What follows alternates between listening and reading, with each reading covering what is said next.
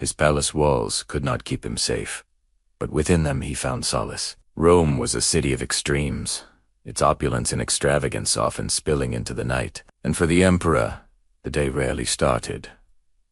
Before the night had ended, a night's rest, though seemingly simple, was never tranquil. The luxuries that surrounded him were meant to soothe, yet they also spoke of a life lived in constant vigilance. Fine linen sheets and mattresses stuffed with down were comforting, but the iron-wrought bed frame was a silent reminder of the fragility of even imperial life. Surrounded by enemies, both real and imagined, sleep was often a stolen luxury. The emperor woke, therefore, not to the gentle lull of a peaceful slumber, but to the insistent tugs of consciousness. A thief in the night stealing away to the clamor and demands of daylight. Even dreams had to be earned in the flickering lamplight, surrounded by loyal guards whose faces were half seen, half imagined in the shadows.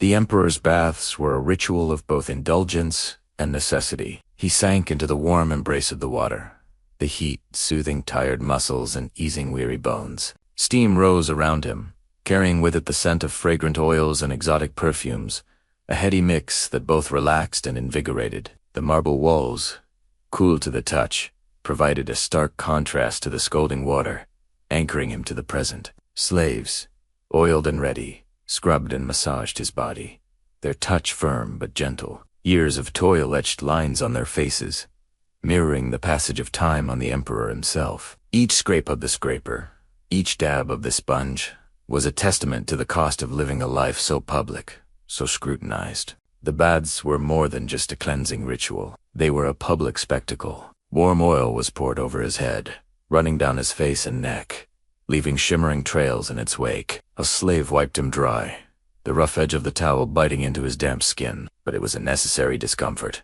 a small price to pay for the sleek, smooth perfection that followed. Then came the perfume, a cloying mix of exotic scents designed to linger long after he had left the baths. In this private moment, the emperor was stripped bare, both physically and metaphorically. His vulnerabilities laid open for all to see, yet hidden from the prying eyes of the public. For a fleeting moment, he was just another man seeking solace and renewal.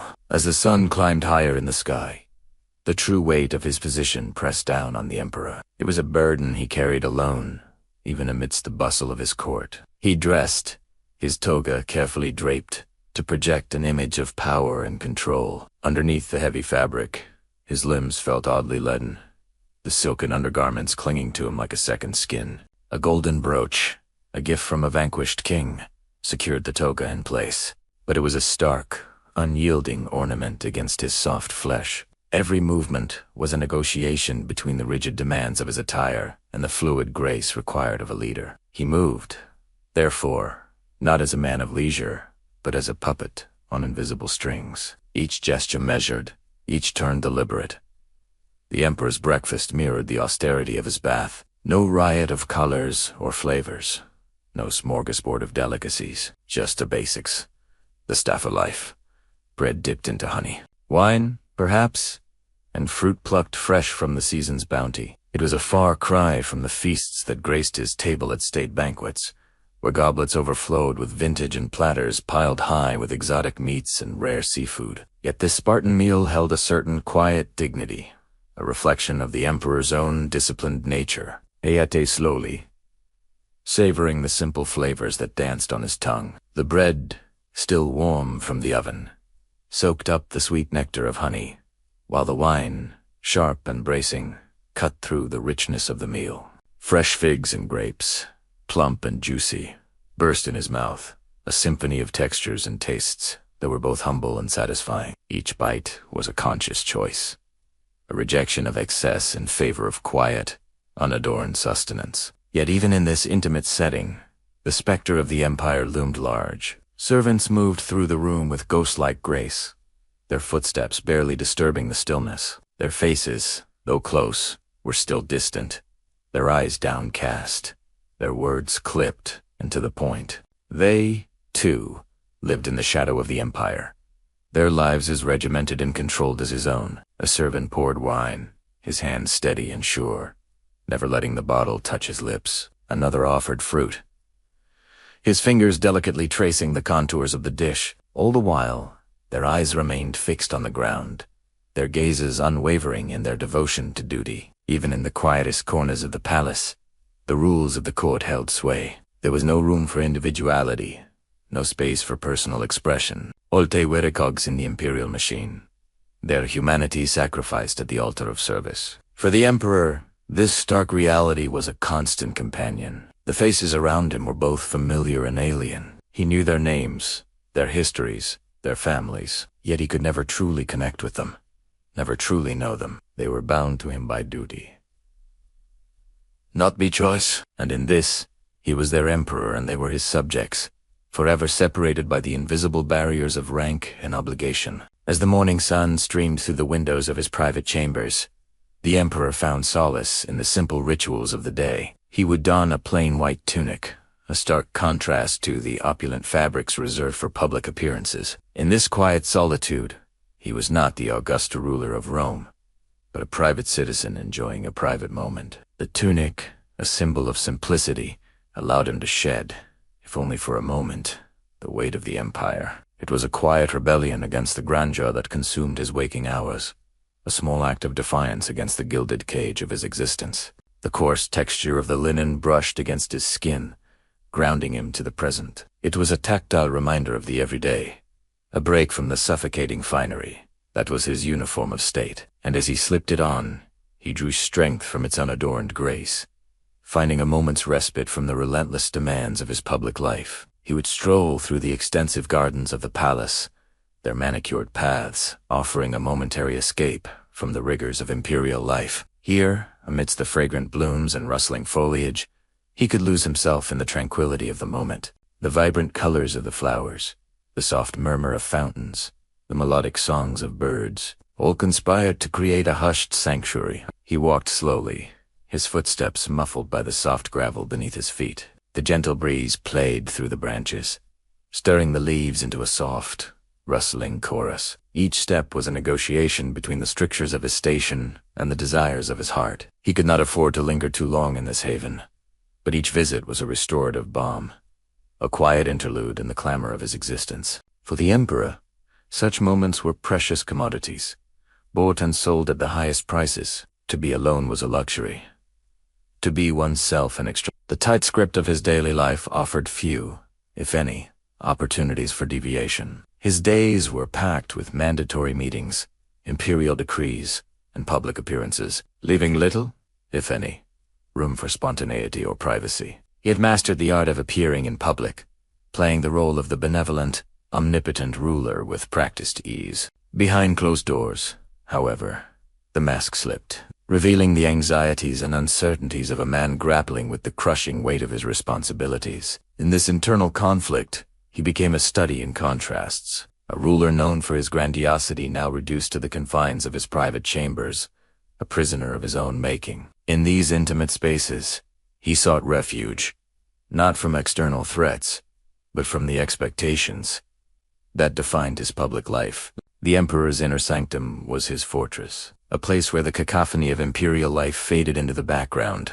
replaced by the soft murmurs of domesticity. Within these four walls, he could shed the heavy mantle of authority, if only for a moment, and be just a man. Ewald Reed losing himself in the written word, or rite, pouring his thoughts onto papyrus, finding release through the scratch of his quill. These were not the pronouncements of a ruler, but the musings of a private citizen. Music, too, might fill the air, the notes weaving their magic, momentarily suspending the burdens of his office. For in the realm of music, there were no subjects and no rulers, only the shared experience of human emotion. Sometimes he would receive friends or family, engaging in polite conversation, sharing laughter and stories. These were not political allies or ambitious courtiers, but individuals who knew him on a personal level, who had seen him not as the emperor, but as a friend, a brother, a father. Such moments were precious oases in the vast desert of his imperial life,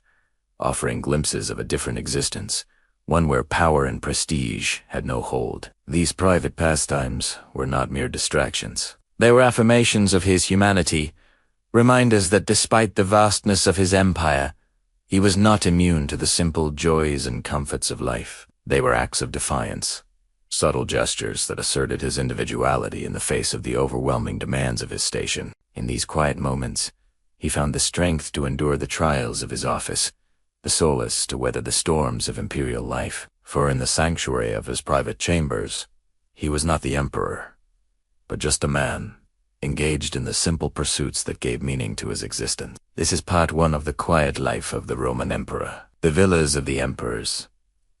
A tranquil retreat, the sprawling complex of the imperial palace, was a labyrinth of rooms and courtyards, each with its own purpose and activity. Amidst this bustling chaos, the emperors found solace in their villas, particularly those situated along the Appian Way, the road that led to Brindisi, the gateway to the east. These villas were more than just country homes. They were sanctuaries of tranquility and beauty where the emperors could escape the clamor of the city and reconnect with nature. One of the most famous of these retreats was the Villa of the Quintili, which became the property of Emperor Hadrian after the death of its original owner, the philosopher Pliny the Younger. It was here in this very villa that the emperor hosted the great philosopher Epictetus, who later recounted their conversations in his famous work, Discourses. Imagine a gathering of two brilliant minds, an emperor and a philosopher, discussing the nature of the universe, the purpose of life, and the pursuit of happiness. The villa itself was a testament to Roman ingenuity and aesthetic refinement. Its gardens were a masterful blend of form and function, combining beauty and utility in a harmonious whole. Picture lush, manicured lawns, dotted with elegant statues and fountains, all bathed in the golden glow of the Mediterranean sun. The scent of roses and other exotic flowers mingled with the fresh fragrance of herbs and spices, creating an intoxicating aroma that lingered in the air. The sound of birdsong and the gentle murmur of fountains provided a soothing soundtrack to the tranquility of the scene. Another notable villa along the Appian Way was the Villa of Caesares, renowned for its exquisite frescoes. One of the most captivating is a depiction of the legendary Garden of Adonis, a mythical paradise of unparalleled beauty and abundance. Imagine yourself standing before this fresco, gazing at the vibrant colors and intricate details as you lose yourself in the rich tapestry of mythology and artistry. And when you return to the present, realize that you are standing in the actual garden that inspired this masterpiece. The real Villa of Caesares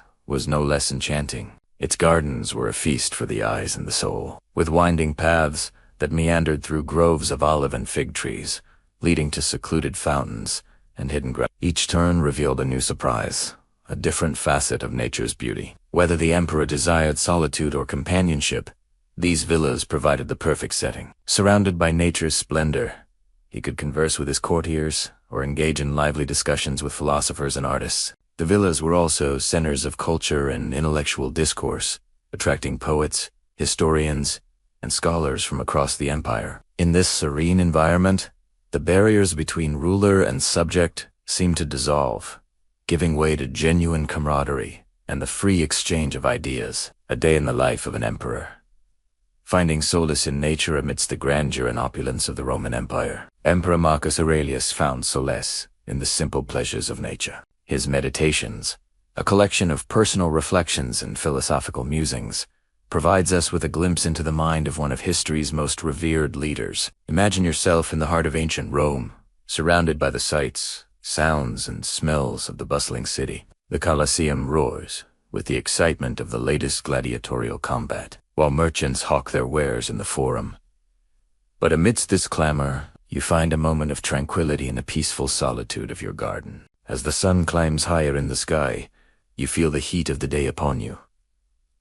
It's a time for rest, a time for reflection. So you seek out the shade of a leafy tree, perhaps a fig or an olive, and settle down upon a nearby stone. The rough texture of the stone is cool beneath your touch, providing a welcome contrast to the warmth of the day. Closing your eyes, you inhale deeply, letting the scent of blossoms and herbs fill your senses. In this moment of quiet contemplation, you are far from the pressures and responsibilities of the empire. There are no more decisions to be made, no more problems to be solved. You are simply here in this tranquil place, enjoying the peace that surrounds you. Perhaps you reach out a hand to touch the leaves of a nearby plant, feeling their smooth, silky surface beneath your fingers. Or you might idly stroke the bark of a tree, marveling at its rough, textured surface. You might watch as a butterfly flutters past, its wings a kaleidoscope of colors against the green backdrop. Or you might listen to the gentle hum of bees as they gather pollen from nearby flowers. Time seems to slow down in this peaceful oasis. The worries and troubles of the world fade away, leaving only the present moment and the simple beauty that surrounds you. You feel a sense of calm wash over you, a feeling of serenity that you have not experienced in many days. In this moment, you are truly at peace with yourself and with the world around you. Hadrian's Villa, a monument to imperial grandeur among the emperor's country estates. None was more magnificent and awe-inspiring than Hadrian's Villa at Tivoli. This sprawling complex was not just a residence, but a monument to the power, wealth, and cultural achievements of the Roman Empire. Situated on a sprawling estate of over 300 acres, Hadrian's Villa was a microcosm of the empire itself. The grand avenues and colonnaded courtyards evoked the bustling streets of Rome, while the secluded gardens and grottos offered peaceful retreats from the public eye. The villa's design was a masterful blend of Greek and Roman architectural styles,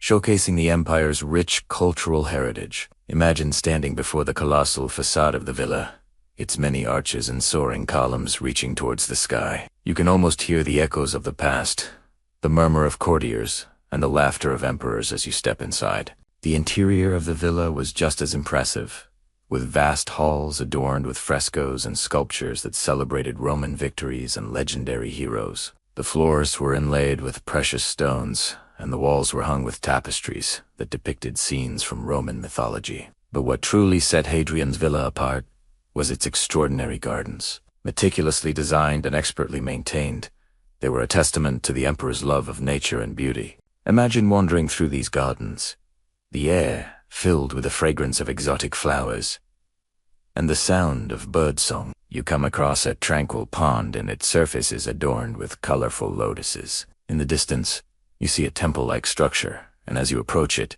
you discover a small shrine dedicated to the gods. The presence of religion in this earthly paradise reminds you of the Roman deep-rooted beliefs and their desire to honor the divine even in the midst of luxury. The emperor's villas along the Appian Way were more than just residences. There were symbols of imperial power, cultural sophistication, and a deep appreciation for the beauty of nature. These luxurious retreats offered a sanctuary from the demands of the empire, a place where emperors could relax and recharge, surrounded by the splendor of their own making. And among them, Hadrian's Villa stood as a shining example of what could be achieved when art, architecture, and nature were brought together in perfect harmony. As we conclude our journey through the villas of the Roman emperors, we are left with a sense of awe and wonder. These magnificent estates not only provide a glimpse into the lavish lifestyles of some of history's most powerful rulers, but also serve as a reminder of the enduring legacy of Roman culture and refinement. The fusion of grandeur and tranquility, of power and peace, that these villas embodied continues to resonate with us today. They stand as silent witnesses to the glory of a bygone era, inviting us to pause and appreciate the beauty that once graced these hallowed grounds. For a ruler of an empire, knowledge was not just a tool. It was a source of great comfort and a quiet escape.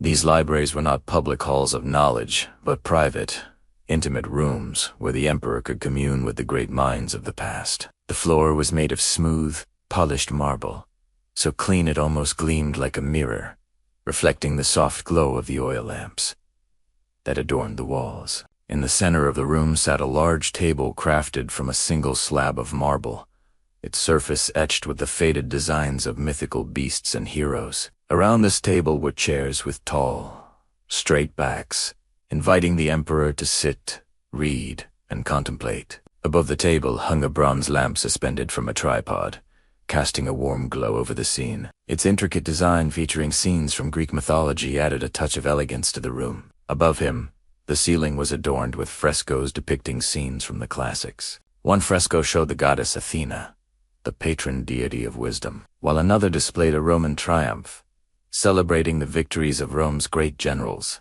These images served as a constant reminder of the rich cultural heritage he was a part of, anchoring him to the traditions that had shaped his world. On the walls around him were shelves holding not just books, but also precious artifacts from across the empire. There were statues of ancient Greek philosophers, their faces weathered with age, and busts of Roman emperors who had come before him. Each artifact was not just an object, but a symbol of the continuity of knowledge and power that he, as the current emperor, was a part of. The library wasn't just a place to store scrolls and books. It was a living testament to the vastness of human thought and experience. As the emperor stepped into the library, he was enveloped in the scent of old papyrus, cedarwood, and the faint, sweet scent of oil used to make the ink. This aroma wasn't just pleasant. It was a sensory link to the past, a way of making the vast span of human history feel tangible. The shelves holding the scrolls were crafted from polished cedarwood,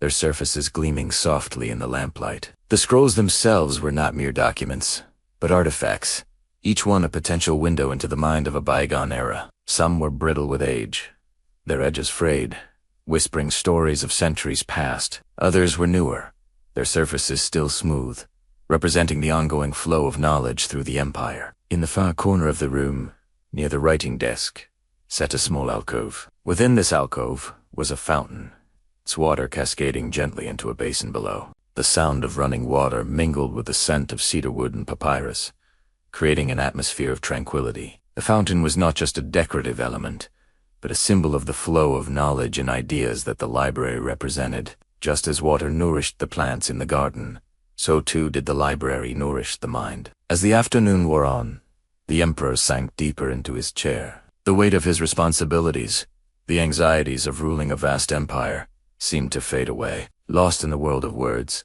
he felt a sense of peace that only the companionship of great minds could bring. The library wasn't just a place for him to escape from the world.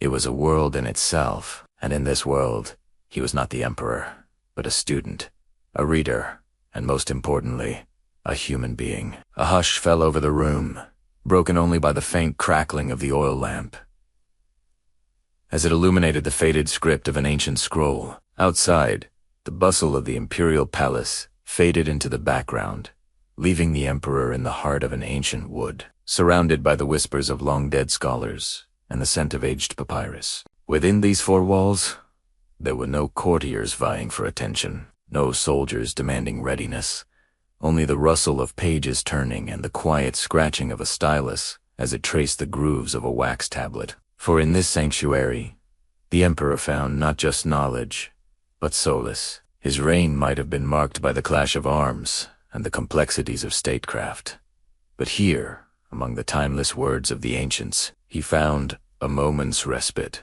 The library was his refuge, a place where the worries of the world dissolved into the soft glow of the lamplight, leaving behind only the quiet joy of discovery and the comfort of timeless wisdom. Imagine, if you will, the emperor striding purposefully through the bustling halls of his palace, his every step echoing with the weight of his imperial duty. The mosaic floor beneath his feet, a tapestry of vibrant colors, mirroring the richness of the empire he ruled. Sunlight streamed through high windows, illuminating dust motes, dancing in the air, each speck a tiny sunbeam in miniature. The halls themselves were adorned with frescoes, their vivid hues telling tales of legendary heroes and past imperial triumphs. But despite the grandeur, the emperor felt a familiar restlessness, a yearning for a place of quiet, a sanctuary where he could shed the burdens of his crown, even for a stolen moment. He remembered then the sanctuary that awaited him, the library where the whispers of ancient wisdom mingled with the scent of aged papyrus. With a murmured word to his guard, the emperor turned, leaving the clamor of the palace behind and seeking solace in the embrace of books. Now, picture the emperor stepping into the cool, dimly lit interior of his library. The air within was still, fragrant with the scent of cedarwood and old parchment. As his eyes adjusted to the gloom, he saw the rows upon rows of scrolls meticulously stored in their cubbyholes. Each scroll held countless words, countless stories, and countless pieces of knowledge. They were not merely texts, they were vessels of history, their fragile forms whispering tales of civilizations long gone. The emperor walked slowly, almost reverently between the shelves, running his fingers lightly along the cool, smooth surface of the cedarwood. It was a tactile connection to the past, a grounding reminder of the weight of tradition that rested upon his shoulders. As he continued his silent pilgrimage, his gaze fell upon a particular scroll, its edges worn and faded, yet its presence compelling. Intrigued, the emperor carefully unrolled the scroll, revealing faded ink that had bled softly into the papyrus, like tears staining an ancient letter. With a tilt of his head, he began to read, his voice hushed, in awe of the words that had survived the relentless march of time. As the afternoon shadows lengthened outside, the Emperor delved deeper into the heart of the scroll. Each word was a brushstroke, painting a vivid picture of a world long past, and the Emperor, lost in the text, became a silent observer, transported to a time when Roman legions marched under a different sun and the echoes of Greece were still fresh in the ears of men, and when at last the sun dipped below the horizon and the first stars pricked the darkening sky. The Emperor closed the scroll, his heart full, his mind enriched. He was not merely an emperor, he was a student of life, a seeker of wisdom, and in this quiet room, he had found both. So too, can you find solace in the written word? Dear listener, let the stories you read be your escape, your education, and your comfort. Just as the Emperor found wisdom in the fading ink of ancient scrolls, may you discover enlightenment in the pages that fall open to your gaze. For in the realm of books, the boundaries of time are blurred, and the company of great minds, both living and long departed, is always at hand. Before you drift off to sleep, I invite you to embark on a journey to the heart of the Roman Empire. Close your eyes and imagine yourself standing in the grand courtyard of an imperial palace. The air is alive with the murmur of fountains and the scent of orange blossoms from the nearby gardens. You can hear the distant echo of a blacksmith's hammer, as well as the murmur of servants and courtiers going about their evening routines. Straight ahead, you see a massive archway leading to the peristyle, a colonnaded courtyard that symbolizes the very core of this imperial residence. To your right is a row of shops and taverns, their awnings providing a mosaic of light and shadow on the pavement. And to your left, you notice the entrance to the Emperor's private apartments. The peristyle beckons, promising a glimpse into the heart of the empire. So enter the peristyle, and let the grandeur of this sacred space envelop you. Take a moment to appreciate the sight of white marble columns stretching towards the heavens, their intricate capitals adorned with mythical creatures and scenes from Roman legends. Above you, the sky is a brilliant blue, dotted with puffy clouds that lazily drift across the vast expanse. The soft light filters through the leaves of ancient trees growing between the columns, creating a dappled pattern on the marble floor. In the center of the peristyle,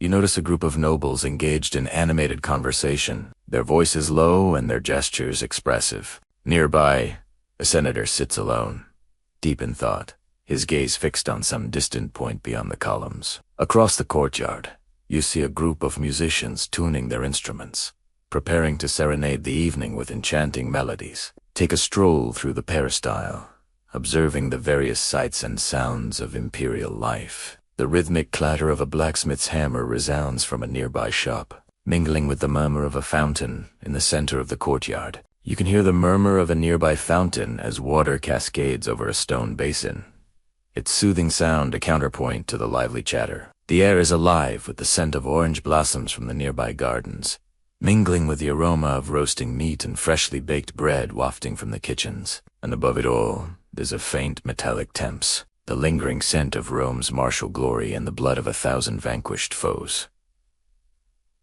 This is the heart of the empire. Amidst the grandeur and the glory, the murmur of daily life continues. Soldiers polish their armor, servants hurry with trays laden with food and wine, and musicians tune their instruments, ready to fill the night with song and mirth. All the while, the emperor's watchful gaze, symbolized by the keen eyes of statuesque marble sentinels, ensures that order and magnificence prevail. Here, amidst the timeless grandeur, you are but a fleeting visitor, a silent witness to the echoes of an era long past. May the spirit of ancient Rome inspire you to embrace the beauty of life, to pursue excellence in all your endeavors, and to strive for greatness in your own story. And now, dear listener, let the spirit of ancient Rome infuse your dreams. Sleep well, and may your journey through life be filled with the echoes of courage, wisdom, and enduring legacy. The Palatine Hill was more than just a place of power and grandeur. It was also a place of quiet,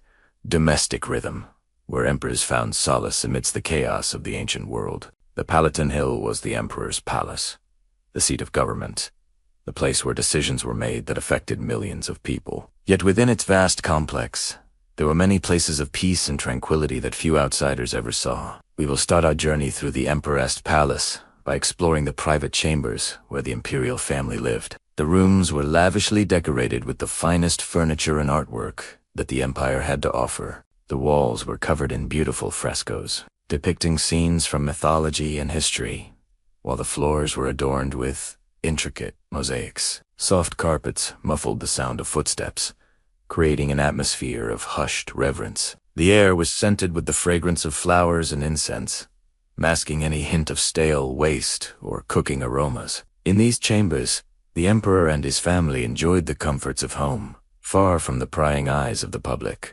Imagine waking up in the emperor's bedroom, the morning light streaming in through the windows, illuminating the rich colors of the tapestries that adorned the walls. The bed is made of intricately carved ivory and gold, piled high with cushions and fine linens. Sunlight glints off the golden hair of a young child playing on the floor, their laughter echoing softly in the vast chamber. A slave girl dressed in white linen stands nearby, patiently waiting to attend to the needs of the emperor's wife as she prepares for the day. Outside, the bustling activity of the city is muffled by the thick walls of the palace, allowing for a rare moment of peace and quiet. It is a scene of domestic bliss, far removed from the intrigues and dangers of imperial life. Yet to Venire, in the heart of the emperor's private chambers, the weight of power is never far away. The emperor may steal moments of leisure with his family, but he is always aware of the responsibilities that come with his position. A visitor may arrive at any moment,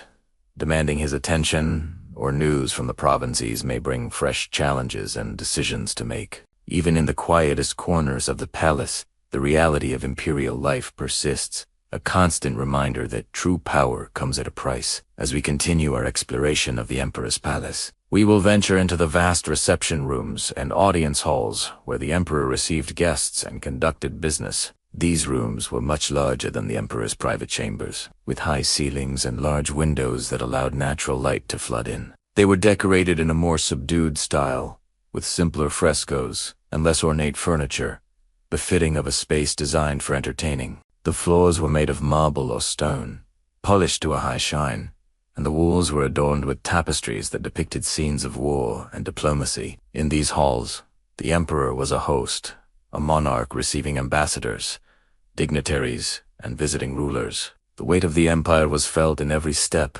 every conversation, every interaction. The fate of provinces, the balance of power in the Mediterranean, and the lives of millions of subjects could be decided in these very rooms. But even in this grand setting, there were moments of quiet and contemplation. Imagine standing in the throne room as the emperor enters, his purple robes flowing behind him like waves of the sea. The courtiers bow before him, their voices hushed and respectful. The emperor takes his place on the throne, its golden surface glinting in the torchlight, and surveys the room. His gaze is steady, his expression impassive, hiding the turmoil of thoughts and decisions that rage within. A visitor approaches, bearing gifts and words of diplomacy. The emperor listens intently, his eyes narrowed in thought, weighing every word, every gesture. The fate of kingdoms hangs in the balance as the two leaders negotiate, each seeking advantage in a game of power and prestige. As the sun begins its slow descent,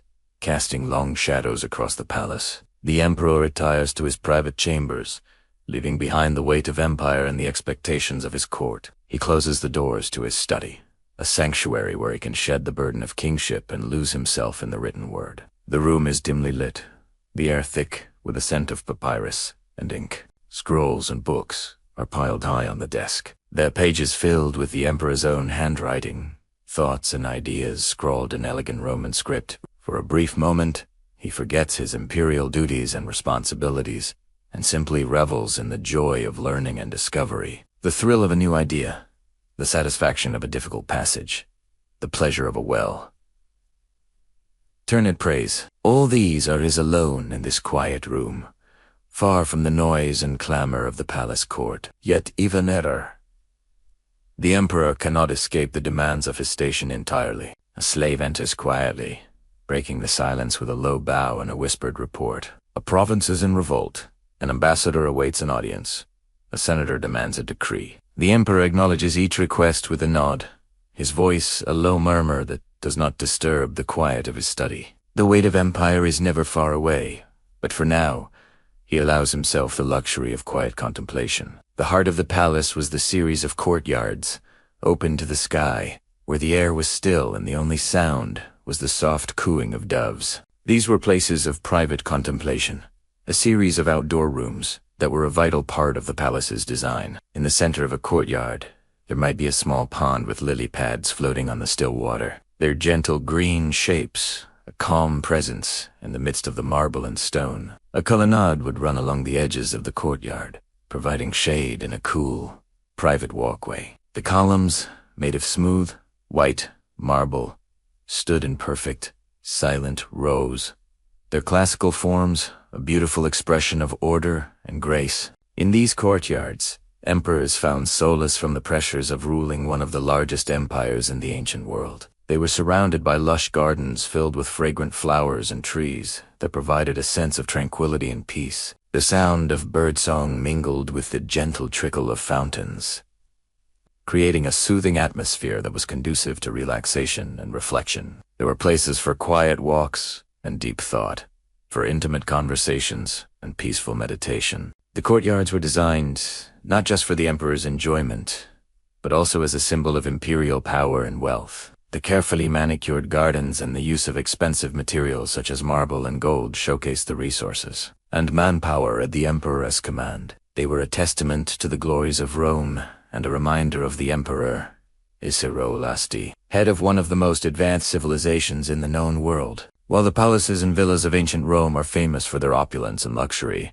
it is important to remember that they were not just places of extravagance and excess. They were also designed to be functional and practical, serving as both homes and workplaces for the elite class of Roman society. The architecture and layout of these buildings were carefully planned to optimize space and efficiency, while still providing for the comfort and convenience of their inhabitants. For example, the use of courtyards and atriums in Roman architecture allowed for natural light and ventilation to be brought into the center of the building, which helped to keep the indoor spaces cool and pleasant during the hot Roman summers. Similarly, the development of running water and underfloor heating systems allowed for greater hygiene and comfort within the homes and palaces of the wealthy Romans. Despite the grandeur and opulence, there was a great deal of thought that went into making these spaces livable and hospitable. The next part of our journey takes us to the base of the Palatine Hill, where we will explore the vast network of tunnels and chambers that lay beneath the emperor's palace. These subterranean passages were used for a variety of purposes,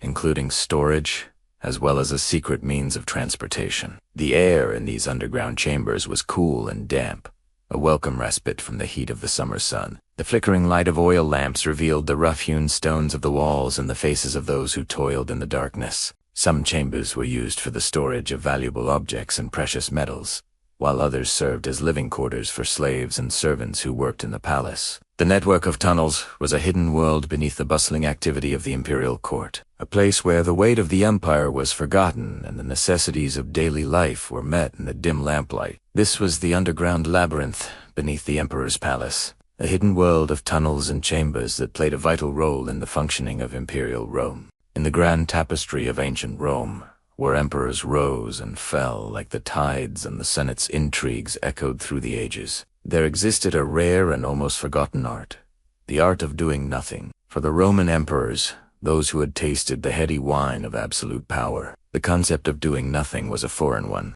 Their days were packed with audiences, banquets, and military reviews, and their minds were constantly racing with the machinations of the empire. But in the midst of this ceaseless activity, some emperors found solace in the quiet corners of the sprawling metropolis, in the neglected practice of doing absolutely nothing. The idea of doing nothing was not a passive one. It was a conscious choice to step back from the relentless demands of imperial life and to savor the present moment. It was a rejection of the prevailing ethos of the time, which glorified busyness and saw leisure as a waste of precious time. The emperors who embraced this philosophy were not idle. They were not simply lounging about in their palaces or indulging in the pleasures of the flesh. They were actively choosing to disconnect from the pressures of the empire and to focus on the simple joys of the present. Emperor Marcus Aurelius, the philosopher king, is perhaps the most famous practitioner of this art.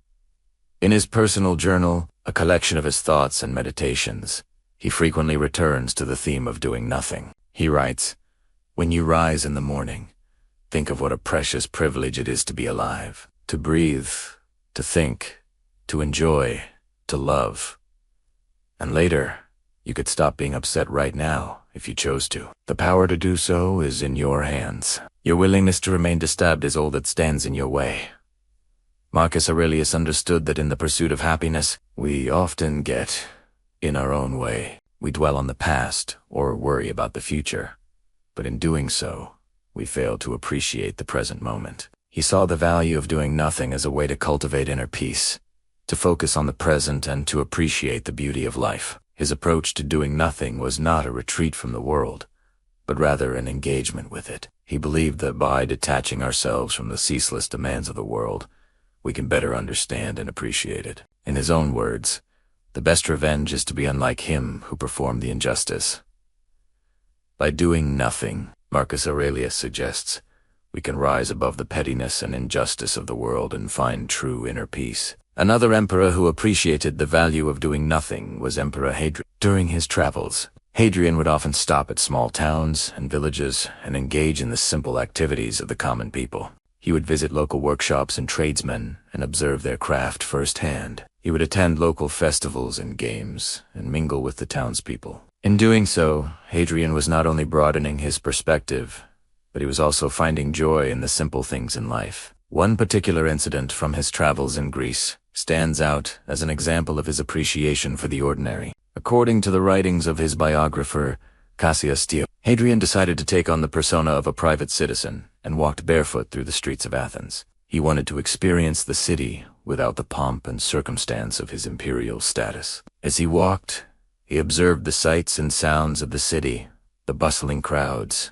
the vendors hawking their wares, the laughter of children playing in the streets. He took in the aromas of baking bread, fresh fish and sweet pastries wafting from the open windows of houses and shops. This simple act of walking through the city was not just a way for Hadrian to connect with the common people, but it was also a form of meditation. It allowed him to focus on the present moment and to appreciate the beauty of the everyday. In the midst of his busy imperial duties, Hadrian found moments of stillness and reflection. By stripping away the trappings of his power and immersing himself in the everyday life of his subjects, he was able to find a deep sense of contentment and joy. Of course, the art of doing nothing was not always easy to practice. The demands of the empire were constant, and the distractions of daily life were many. But even amidst the chaos, these emperors found ways to carve out moments of stillness. They found solace in the quiet beauty of nature, the tranquility of a garden, or the peacefulness of a walk along the Tiber River. They sought out the company of those who shared their love of simplicity, and they made a conscious effort to disconnect from the noise and bustle of the city. But how did they manage to do nothing? How did they escape the clutches of a world that valued busyness above all else? Well, it started with a change of mindset. It was a conscious decision to reject the prevailing norms and to find joy in the simple things in life. They discovered that doing nothing didn't mean being lazy or unproductive. It meant focusing on what truly mattered, on living in the present moment and appreciating the beauty of everyday life. They learned that by doing nothing, they could find a deeper sense of contentment and joy. Now, you might be thinking that this has nothing to do with you, that you are too busy to worry about the art of doing nothing, but I believe that we can all learn from these ancient emperors. In our fast-paced modern world, we are constantly bombarded with distractions. We have an endless to-do list and a million things to worry about. It's easy to get caught up in the frenzy and to forget to appreciate the present moment. But as these emperors discovered, doing nothing can be a powerful antidote to the chaos of modern life. It can help us to focus on what truly matters, to find joy in the simple things in life, and to cultivate a deeper sense of peace and contentment. So I encourage you to take a few moments throughout your day to practice the art of doing nothing. Sit in silence, close your eyes, and focus on your breath. Let go of the distractions and worries of the world and just be present in the moment. You might be surprised at how much joy and contentment you can find in doing absolutely nothing. The afternoons were often filled not with shouts of war or grand declarations, but with the quiet, careful work of diplomacy and administration. These were the moments when the emperor was not a commander, but a statesman. These parts of his day were like islands of calm in a sea of activity. They provided a chance for the emperor to pause, reflect, and recharge. They were moments of simplicity in a life that was anything but. These quiet moments were not just about relaxation. They were also an essential part of the emperor's job. He was not just a warrior emperor. He was also a diplomat, an administrator, and a lawmaker. He had to be able to handle a wide range of tasks and situations, and that included knowing when to be still. Sometimes these quiet moments were spent alone in his private quarters. The emperor would retreat to his chambers, leaving the noise and bustle of court life behind. Here, in the sanctuary of his own space, he could relax and recharge. He might sit in a comfortable chair, letting the soft cushions cradle him, or he might lie down on a cushioned daybed, closing his eyes against the plush fabric. There were no visitors here, no advisors, no petitioners. It was just the emperor and his thoughts. These moments were rare, precious, and deeply personal. They gave the emperor a chance to be himself, away from the weight of the crown and the demands of his many roles. He might lose himself in a book, reading about faraway lands or ancient histories, or he might simply stare out of a window, watching the world go by. It didn't matter what he did. As long as he was alone, away from the constant demands of court life, he was content. The soft fabrics of his bedchamber seemed to muffle the sounds of the outside world, allowing him a rare moment of tranquility. These moments of solitude were not just about rest, though they were also a time for reflection and planning. The emperor was a man of action, but he was also a man of strategy. He knew that to be successful, he needed to take a step back and think things through. So while he enjoyed the luxury of his bedchamber, he would also go over plans and strategies for upcoming campaigns or political negotiations. He might pace the room, his mind working, or he might sit down at a small table, taking notes on a papyrus scroll. These moments of quiet reflection were essential to the emperor. They gave him a chance to clear his head, to focus, and to plan.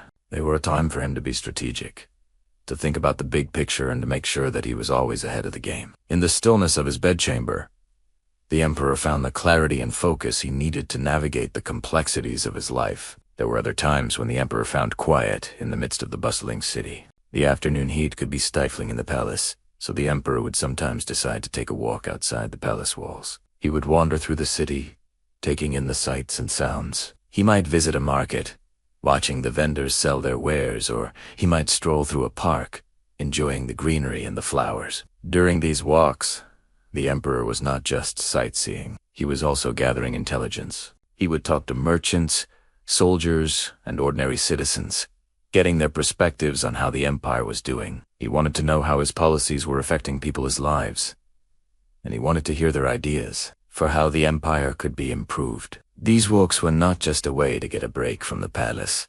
They were also an important part of the emperor's job. They gave him a chance to connect with his people, to hear their concerns, and to learn about their lives. It was a way for him to stay in touch with the realities of the empire he ruled. And perhaps most importantly, it gave him a chance to be free of the pressures of court life, even if only for a little while. He wasn't truly alone during these outings. A handful of guards would accompany him, their presence a discreet reminder of the danger that always lurked nearby. Still, there was a certain freedom in the anonymity of a crowded marketplace, or the solitude of a leafy park. It was a chance to shed the heavy mantle of imperial authority and just be a regular person, even if only for a moment. And in those moments, the emperor found a different kind of peace. It was the peace of a job well done, the satisfaction of a day's work completed, and the quiet confidence that comes from knowing that you are making your empire a better place. And then there were the rare occasions when the emperor found quiet in the most unexpected places, in the middle of a battle or the height of a diplomatic crisis.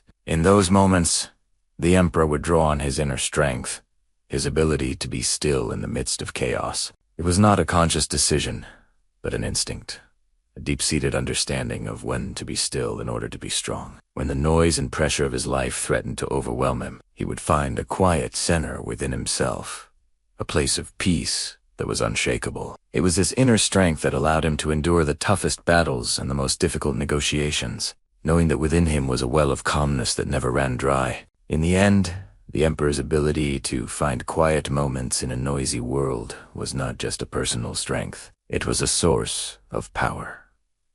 It allowed him to be at his best when it mattered most, to lead his armies to victory, to forge alliances with other nations, and to bring stability and prosperity to his empire. The quiet afternoons were not just a time for relaxation.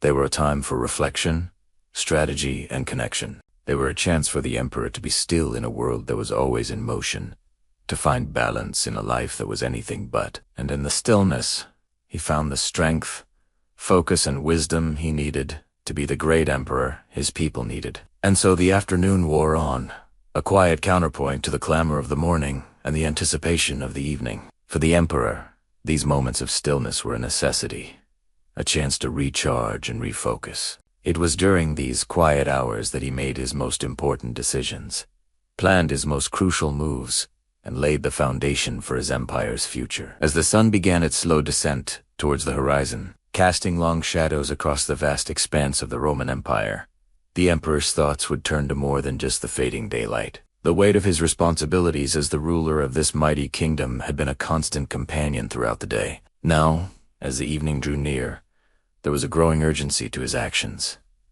a need to attend to both public and private matters, before the darkness of night enveloped the city. With the mid-afternoon heat beginning to subside, the emperor might rise from his seat in the Senate and make his way back to the Palatine Hill, his official residence at the heart of Rome.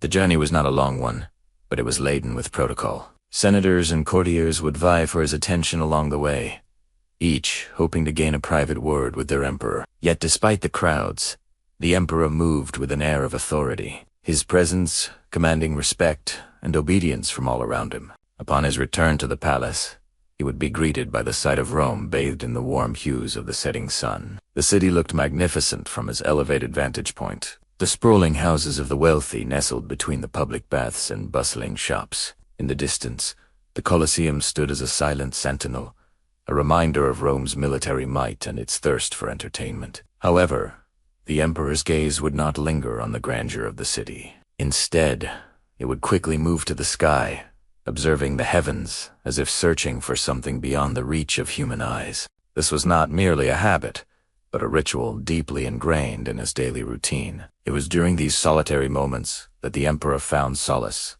a brief respite from the ceaseless demands of his position. As he watched the sun sink below the horizon, he would reflect on the events of the day, the victories and defeats, the triumphs and tragedies that had unfolded under his rule. The sky became his confidant, silently bearing witness to the emperor's thoughts, hopes, and fears. And as the first stars began to appear, dotting the dark canvas above him like celestial jewels, the emperor would make his way to a small private villa near the Palatine Hill.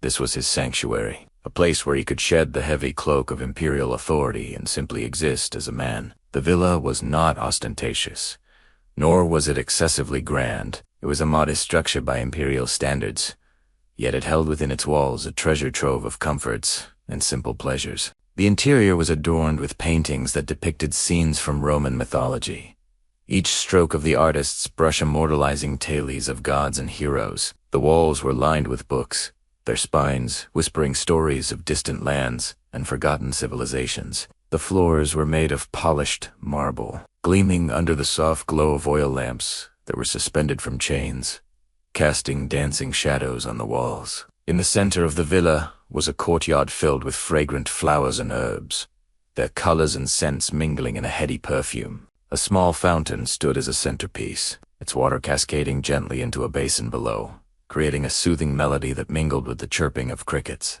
This was a place designed not for grandeur, but for tranquility. It was a place where the emperor could escape the clamor and chaos of the imperial court and find solace in the quiet embrace of nature. He would spend hours here, walking among the fragrant plants, listening to the murmuring fountain or reading a book while reclining on a cushioned chair. Sometimes he would invite a select few to join him, his closest advisors, his family, or a group of trusted friends. On other occasions, he would keep the company of beautiful women, their laughter and chatter adding a lively tune to the peaceful ambience. In the evenings, as the temperature began to drop and the shadows grew longer, the emperor would summon his chef. Meals were a simple affair, consisting of fresh bread, fruit, cheese, and wine. The food was not presented on gold or silver platters. Instead, it was served on simple earthenware, a testament to the emperor's belief that true pleasure lay in simplicity. The grand banquet halls of the palace were reserved for official ceremonies and state dinners.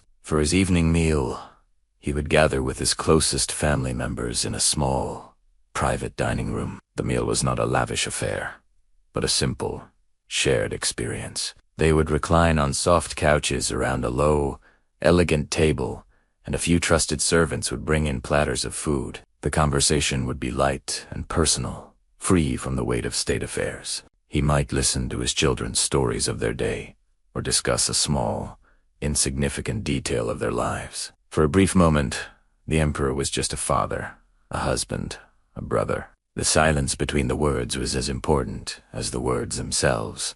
A comfortable, shared quiet that filled the room with a sense of peace. After the meal, he might retreat to a private part of the palace, a place where he could sit and simply be still. Perhaps he would sit on a couch in a small, enclosed courtyard, listening to the quiet murmur of the fountains and looking up at the stars. The sky over Rome was a canvas of inky blue and a million glittering lights. He would watch the stars with a sense of profound wonder, a small, humble figure under a vast, endless sky. He might reflect on his day, on the decisions he had made, and the challenges that lay ahead.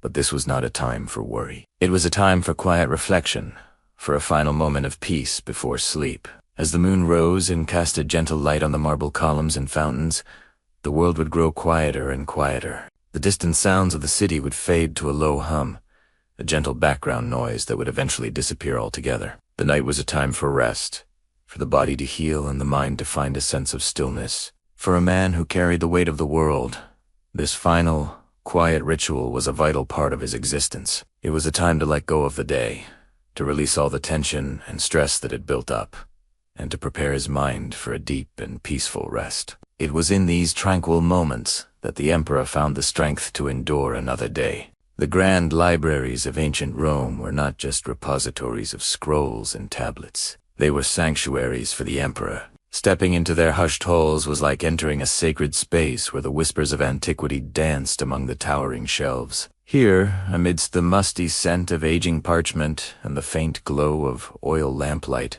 the emperor would lose himself in the timeless wisdom contained within the pages of countless books. His chambers were richly decorated, furnished with comfortable couches and decorated with artwork, depicting scenes from Roman history and mythology. But it was the library that held a special place in his heart. The carefully organized collection of scrolls and tablets covered a vast array of topics from philosophy and poetry to history and science. The emperor, patron of learning himself, took great pride in the library's vast collection. He believed that knowledge was power and that a well-read mind was essential to good governance. Many an evening would find him seated at a writing desk, a scroll unfurled before him, a quill in his hand, taking notes and making annotations in the margins. For the emperor, reading was not just a pastime.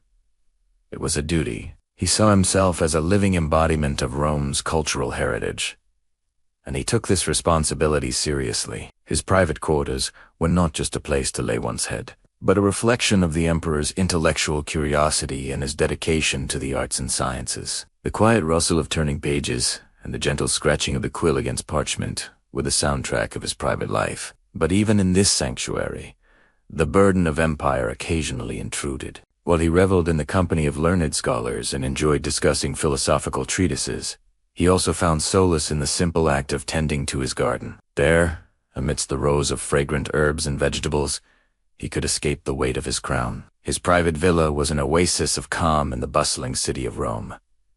Its secluded location ensured that only a handful of people knew of its existence. The heavy wooden door, reinforced with iron, provided an impenetrable barrier against prying eyes and ears. Once inside, the sounds of the outside world seemed to fade away, leaving only the whisper of the wind through the trees and the song of the birds. The garden was meticulously planned. Carefully manicured hedges formed neat rows, separating the different sections with geometric precision. Within these sections, a variety of plants thrived, from the vibrant red poppies that dotted the landscape like scattered rubies to the tall, proud sunflowers that turned their golden faces towards the sun. Winding paths, paved with flat stones, invited quiet contemplation, leading the emperor through the verdant maze of greenery. At the end of one such path stood a small building, a simple structure that housed the tools needed for maintaining the garden's perfection. It was here that the emperor would often find himself in the early morning or late afternoon, not as a ruler, but as a caretaker of nature. In his hands, a pruning shears became a weapon, a sword, and a small sapling bent before him, as if acknowledging its future greatness. Each plant in the emperor's private garden was carefully chosen, not just for its aesthetic beauty, but for the symbolism it represented. Roses, with their delicate petals and thorns, were a reminder of life's complexities. Laurel trees, with their strong, enduring branches, symbolized victory and immortality. Vines, as they climbed and intertwined, represented the interconnectedness of all things. The emperor found solace in the garden's tranquility, away from the intrigues and machinations of the imperial court. Here, in the midst of nature's bounty, he could find peace. The emperor's journey through life, though marked by immense power and achievement, was not without its moments of quiet solitude. His routines, though seemingly mundane, were more than just habits. They were the threads that wove together the tapestry of his existence. His love for books offered him a portal to different worlds and ideas. His private villa was a refuge where the weight of his crown could be momentarily set aside, and in his garden he found a connection to the natural world that soothed his troubled mind. These were the private moments that shaped the emperor, reminding us that even those who occupy the highest positions in society are not immune to the universal human need for peace. Quiet and solitude